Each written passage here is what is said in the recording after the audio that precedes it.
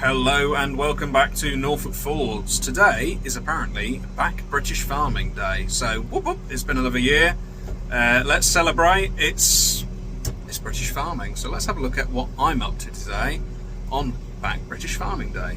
If we come over to my TopCon display, I am currently doing a sort of what I'm calling a free lane slip with the discs. So Dad has asked me, seeing as I'm using and abusing the discs at the minute for chitting my stubbles, can you come and bury some rubbish? We spread some muck on here yesterday. I'll show you a little bit in a sec, but it's mostly bulbs which are not to grade, you know, not up to spec, and some of it is cut stems which you can sort of see here. So he's just asked me, just come along and whip over the top of them. So it's a nice little way to spend the day. It's pretty relaxing. You're just, like I say, doing a free lane slip. You go 3 lanes instead of 2, just because these discs being nice and long just gives you that bit better angle to steer in quite gently instead of harsh. And the way these discs are set up, you don't actually take them out of the floor. So long as you're doing left-hand turns of this thing, the discs sort of ride up and don't penetrate the soil as you turn to the left. However, if you turn to the right, you bury them. They absolutely dig in. So it's just the quirks of this set of discs. It's quite good, it's quite pleasing. So let's get out and have a quick look. So this is what we're trying to bury. We've got bulbs here which haven't made the grade. Some of them are a little bit rotten. It's been a bit of a poor year for bulbs worldwide. I believe the Dutch have had just as much issues as we had, because their climate is very similar to ours and they tend to get the same weather as we do as it comes across. So it's a shame to see quite a lot of bulbs, because a lot of these, you look at them, you think they're half decent sizes, but they're just not to grade. They're a bit rotten. It's been a bit of a poor year. So they're being munched in. They're going to be nice and rich in nitrogen. So whatever the farmer who has this field has on here next, we'll have a good shoot up the arse, get really up there. So this is on the end of where we've been growing some asters. We've got the irrigator there, and we're nearly at the end of the aster season. It's been quite a hard season this year. We've not been on top of the weed control. It's been quite difficult. I think the field could have done with a bit of time in between this and the last crop. Unfortunately, we were following leaks, so we didn't have the time to cultivate it, let any weeds grow up and then spray off. We near enough went straight in after they were done. So not been brilliant for the weed control. We aim to do better next year, but yeah, there's not really much else to say on that. But the flowers themselves, let's go have a look, are looking pretty fit. They're looking some good flowers, good condition. Insects have been up a little bit, so they've had quite a few insecticides over them, just to keep the flowers looking good, because obviously, I've said before, when we grow flowers, we tend to, for most of our flowers, selling straight to supermarkets or through a distributor, so we have to be very on top, and it's all about the looks with the product. So come over here now. These aren't quite ready to pick, so these are the last that were planted. You can see here a few blocks have been pulled up. That's crows. They're clever enough, crows, to realise, these have just been planted, and if I pull on these when they're really small, I can pull them up and I might find some worms. They do it to great effect sometimes. They're absolute buggers. But we walk through here nice and gently. Now we get into the stuff. This is still not quite ready to pick, but the next couple of rows over here, these are within probably a day or two of cutting. So these are looking very neat, actually. See, this is what's been odd. There are a couple of patches which are very clean, and then some patches which have been ever so hard to get on top of the weed control. But as you can see here, these asters are all looking rather good. Very pleased actually. Yeah, very good. So yeah, asters are doing quite nice. Let's have a look at the TM. So, like I said, I've been borrowing Dad's discs to get all my stubble fields cultivated. I've got them in just deep enough to get a good tilth, and then the rolls on the back are pressing the soil down, creating a bit of a seed bed so that any weeds and regrowth from any losses can grow up. And then hopefully in a couple of weeks' time I can come along with the sprayer, give them a good kill, and then some of the fields have become wheat, some of them will wait until the spring, so they'll probably just be left for weeding in the winter period, killed off again in the spring just before we start drilling the spring barley. Sugar beet price this year is above £30, which I'm surprised because I thought British Sugar were going to try and bury the price again. So it's at £30 a tonne. It's not where that glorious £40 was 2 years ago. Seems ridiculous that the price can keep going down when every other input seems to go up, but that's by the by. But what do you guys think in the comments? Is sugar beet worth entertaining at £30 a tonne? Well, it's not just £30 a tonne. Owen explains it better. I know you're watching, Owen. British Sugar are very good at doing conditions and stuff like that, and how you get bonuses and stuff like that. I think I'd just prefer it if they said it was £30 a tonne and just left it as that, because I think he said like past like 1,000 tonne or something like that, and this is just me remembering off the top of my head. It's not this at all.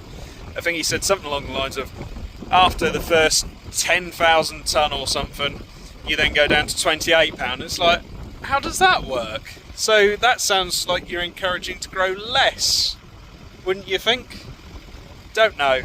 Anyway, we're now at the disc, and the problem I've got on this field is it's incredibly light silt. Like, you kick it, you got a seed bed, so I don't really need the rolls on.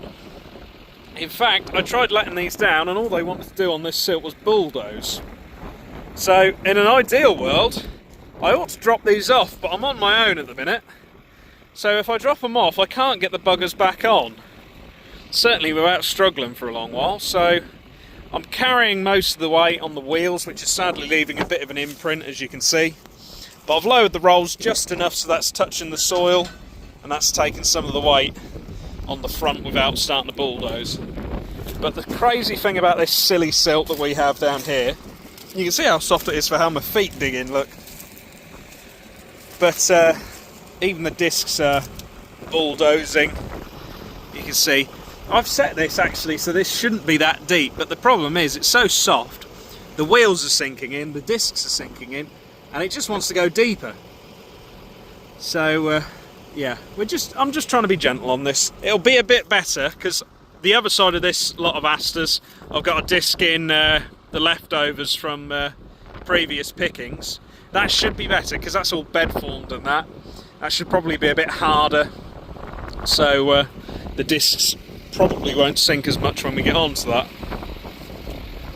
So yeah, that's a little bit of what we're up to today. I'm going to get back out of the wind now.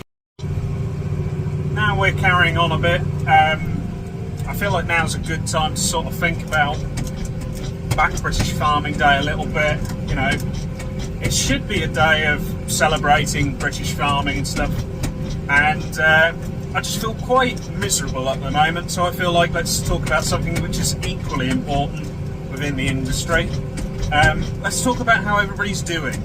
It's not been a very good year at all. In fact, I'm going to stop because it's bouncing starting to annoy me while I explain this one. Thank you, Topcon. It's not been a good year for anyone really, has it? You know, the prices for crops have been low, yields have been poor, potato trade's awful, I've not heard anybody jumping up and down with joy over some of the sales, so it's been average if you're lucky. If you're unlucky, it's been very tricky. So, like I said, just feeling rather miserable at the minute, so I just feel like now's the time, Back British Farming Day. Let's just talk about, have you got a friend in ag, or within the industry, because it doesn't necessarily have to be directly in farming to be part of the industry. You know, it could be somebody working on a drainage board, or does some work for somebody as a mechanic or something like that. Everybody's tied into this industry, and if one part struggles, they all sort of have a knock-on effect. So, have you taken the time just to ring them and just see if they wanted a beer or something? Because I think we all need that at the minute. Because I can't remember who said it, but I can remember somebody telling me many years ago that most farms, or pretty much every farm, is only about 2 bad years away from bankruptcy. And being all a bit doom and gloom, this could be the first year for some people in that 2-year cycle to bankruptcy. You know, it's really been poor on prices, it's been really poor on yields. This will be the nail in the coffin. I mean, you've only got to... I was speaking to a friend of mine yesterday on the phone. He was telling me about all of the farm sales which are coming up. You have a look at Cheffins, one of the biggest agricultural auctioneer sites in the UK. They have got auction after auction all the way till Christmas, probably a few after that. There's an awful lot of farms selling up. You've got to look at Harry's Farm and Harry's Garage. Very interesting chap to look to for information. He's very transparent with his numbers, and he's putting an awful lot of his farm into SFI stuff, you know, not actual food production, because his business is starting to really crumble under a couple of years of poor yields. The global price is really playing havoc. Like, you can't predict where these prices are at the minute. You can't make a business plan knowing that wheat's going to be above £200 a tonne, because it's just not at the moment. Like, I get the daily Frontier text reminder every day saying what the price is, and this morning it went down another £1.50 according to Frontier, and you just think, how? This is ridiculous. And another one to look at is obviously Wardy's Weekly Waffle. You know, he's completely changing his business to suit... I know there's a lot of other factors. It's a very good video if you want to go watch that. He talked about how there's quite a few factors involved, but ultimately the farm needs to change, which is incredible, because he's something like 1,000 acres, or is it 1,000 hectares? I wish we didn't have 2 metrics to choose from. But anyway, you know, 2 really decently run, sizable farms, looking at the job and going, it's not working, boys. Gonna have to completely restructure the business. Like, this is what I mean. If you know somebody in the industry, think about how the industry is struggling at the minute.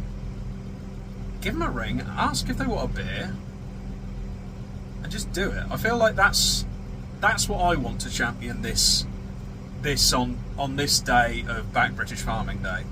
Let's just talk about how is everybody feeling, and who wants a beer. So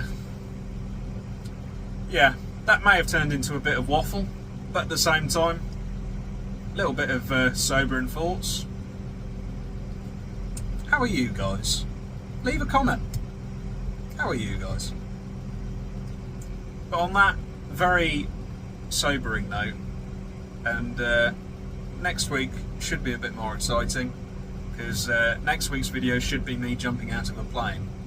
So still possible to sponsor that one. I think I'm about 100 quid away from the target. If anybody wants to help out raising money for Norfolk Hospice Tapping House, very good cause, close to me and a lot of friends, and I'm really looking forward to the skydive. So make sure you subscribe to see me jump out of a plane. That's going to be a bit uplifting, hopefully, or maybe downlifting. That's not really how skydiving works. It's not uplifting at all. And on that terrible pun, thank you very much for watching, and we'll see you in the next video. Take care. Bye for now.